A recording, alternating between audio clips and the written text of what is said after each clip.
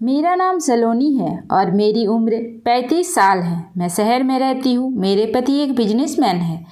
मेरी एक बेटी है जिसका नाम रचना है। उसकी उम्र 20 साल है। मैंने उसकी शादी 4 महीने पहले एक अच्छे नौजवान लड़के से करा दी थी।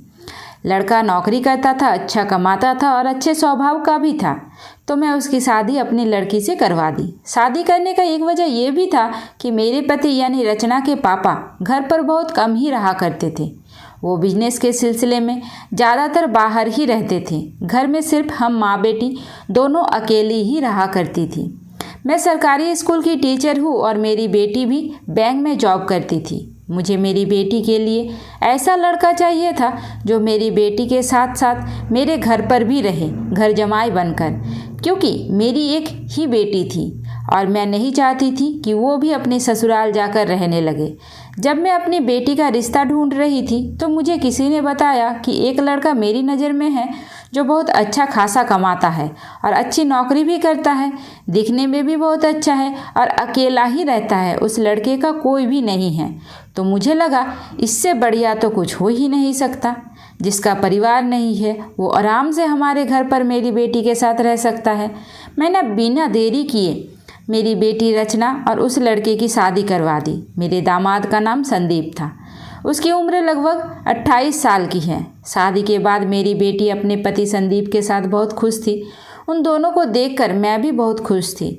मैं स्कूल से पढ़कर शाम को जब घर आती थी तो मेरी बेटी और दामाद जी दोनों अपना अपना काम करके घर पर आ जाते थे। हम तीनों बहुत अच्छे और खुशी खुशी रह रहे थे।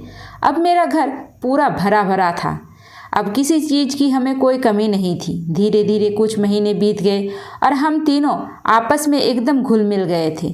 संदीप मेरा दामाद मेरी हर बात मानता था। वो मुझे हमेशा अपनी बाइक पर बैठाकर मुझे स्कूल तक छोड़ देता था और जब शाम होता था तो मुझे वापस लेने भी आया करता था। हम तीनों संडे के दिन मार्केट शॉपिंग करने या फिर डिनर करने हम तीनों जाया करते थे और बहुत मस्ती मज़ा किया करते थे। एक दिन अचानक से मुझे फ़ोन आया कि मेरे पिताजी की तबीयत बहुत ख़राब है।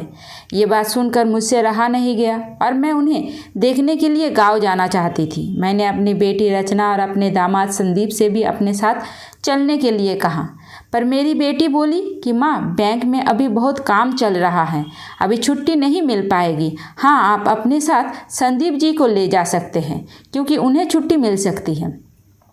अगली सुबह मेरी बेटी नहा धोकर ऑफिस के लिए तैयार होकर ऑफिस की चली गई और मेरा दामाद भी पिताजी को देखने गांव निकल गए। हम दोनों बस स्टेशन के लिए ऑटो से गए और गांव पर जाने वाली एक ही बस थी। हम लोग बस स्टेशन पर बस का इंतज़ार कर रहे थे। बस में बहुत भीड़ थी। अब गांव के लिए बस एक ही जाती थी, तो कैसे भी करके मजबूरन हमें उस बस में चढ़ना ही पड़ा। पहले बस में चढ़ी, उसके बाद पीछे से संदीप भी बस में चढ़ गया।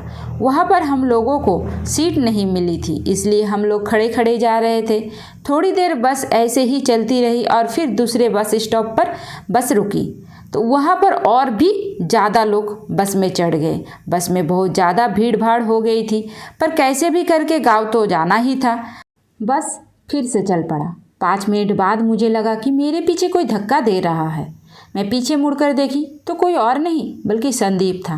खैर, काफ़ी दिक्कत का सामना करके हम लोग अपने गांव पहुंच गए। वहां पहुंचने के बाद मैं अपने पिताजी से मिली और अपने भैया भाभी से भी मिली। हम सब मिलकर बहुत देर तक आपस में बातें भी किए। फिर अगली सुबह मैं अपने घर के लिए वापस निकल गई। जनवरी का महीना था और ठंड भी बहुत ज़्यादा बढ़ गया। भीड़ भाड़ का सामना करते हुए मैं अपने घर पहुंच गई।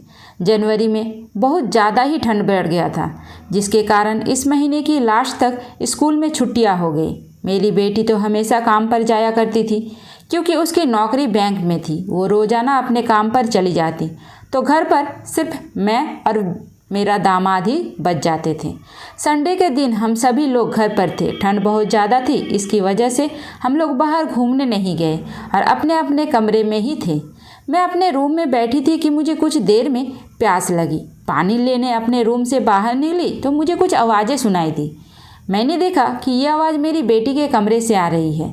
जब मैं उसके कमरे के पास गई, मैंने सुना कि मेरे दामाद जी मेरी बेटी से किसी पेपर पर साइन करवाने की कोशिश कर रहे हैं। पर मेरी बेटी ने कहा, अच्छा अभी रख दो, मैं पढ़कर साइन कर दूंगी। तो संदीप ने कहा, क्यों, तुम्हें मुझ पर विश्वास नहीं है? तो मेरी बेटी ने बिना पढ़े उस पेपर पर साइन कर दिया। मैं कुछ नहीं बोली और चुपचाप किचन में जाकर एक गिलास पानी पी और अब फिर अपने कमरे में जाकर टीवी देखने लगी। अगली सुबह मेरी बेटी काम पर चली गई तो मैं भी नाश्ता करके अपने कमरे में आराम कर रही थी। तभी अचानक मेरी नींद खुली तो मुझे कुछ आवाज़ें सुनाई दी। मैं अपने कमरे से बाहर आई तो मुझे एक लड़की संदीप से बातें करते हुए दिखाई दी। मैंने पूछा, ये कौन है? तो वो कहने लगा, रचना तो ऑफिस चली जाती है तो आप पूरे दिन काम करके घर में थक जाती है, इसलिए मैं घर पर ये नौकरानी लेकर आ गया। पर मैंने कहा, बेटा इसकी क्या ज़रूरत है?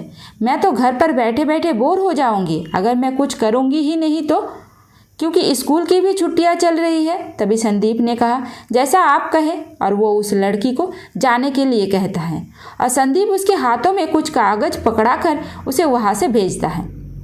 मैं उस लड़की को रोकी और उससे बोली कि दिखाओ ये कैसी कागज़ है। तो फिर वो लड़की घबरा गई और फिर वो वहाँ से भागने लगी। मैंने कहा, रुको, नहीं तो मैं अभी पुलिस को फ़ोन कर दूँगी। वो लड़की डर गई और डर के मारे उसने सारी सच्चाई बता दी। उसने कहा कि मैं संदीप की पत्नी हूँ और आपकी लड़की से संदीप ने सिर्फ पैसों के लिए शादी की थी और उसने इस घर की प्रॉपर्टी पर आपकी लड़की से साइन करवा ली है। ये घर आपने जब अपनी बेटी के नाम की थी तब से लेकर आज तक संदीप इसके पीछे पड़ा था ताकि वो कैसे भी करके ये प्रॉपर्टी अपने नाम कर सके। तो फिर मैंने कहा, अच्छा तो फिर तुम इतने दिन तक कहाँ थी और तुमने इसका साथ क्यों दिया? इधर मैं उस लड़की से बातें कर ही रही थी कि संदीप पता नहीं कब भाग गया। मैंने तुरंत पुलिस को कॉल किया लेकिन संदीप नहीं पकड़ पाया और मैंने उस लड़की यानी उसकी पत्नी 2 दिन तक जेल में भी रखा कि शायद कहीं वो उसको बचाने के लिए आए, लेकिन संदीप उसे बचाने तक नहीं आया। इतना खुदगर्ज लड़का मैं अपनी ज़िंदगी में पहली बार देख रही थी। फिर मेरी बेटी ने कहा कि माँ, इस लड़की की कोई गलती नहीं है और गलती जिसकी थी वो तो पता नहीं कहाँ है, भाग गया, तो फिर सज़ा हम इस लड़की को क्यों दे रहे हैं? मैंने भी सोचा कि हाँ, मेरी बेटी सही बोल रही है। फिर मैंने उस लड़की को उस जेल से रिहा करवा दिया। दोस्तों, ये छोटी सी कहानी यही सीख देती है कि आप बिना जाने पहचाने किसी पर विश्वास ना करें।